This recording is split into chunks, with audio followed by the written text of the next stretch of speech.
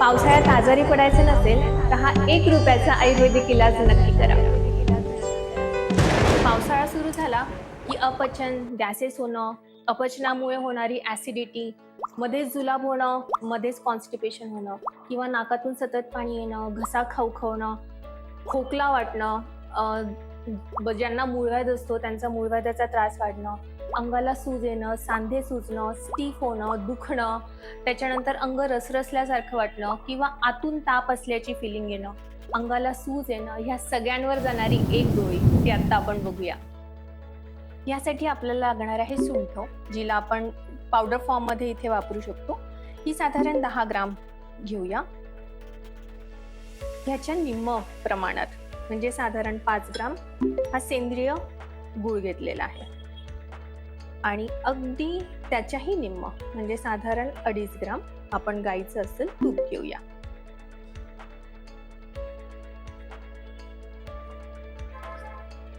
या मिश्रणाला एकत्र मिक्स करून घ्यायचं आणि त्याचा कणकेसारखा एक डोव बनवून घ्यायचा आणि त्याचीच छोट्या छोट्या गोळ्या वळायच्या.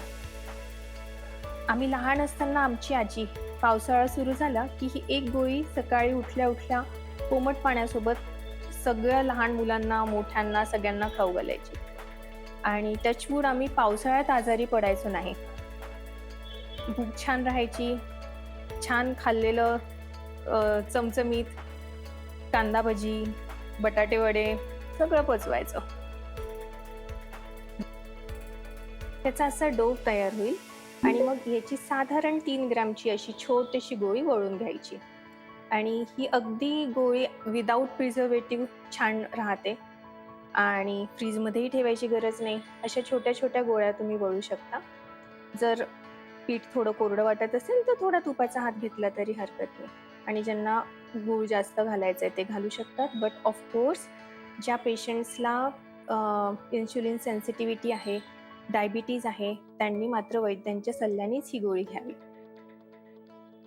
एअरटाईट कंटेनरमध्ये ठेवू शकता आणि रोज एक गोळी कोमट पाण्यासोबत घ्यायची. ज्यांना मूळव्याध आहे त्यांनीही ताकासोबत घेतली तर त्याचा फायदा खूप चांगला होईल किंवा ज्यांच्या अंगावर सूज आहे जास्त त्यांनीही ताकासोबत घेतली तरी चालणार आहे.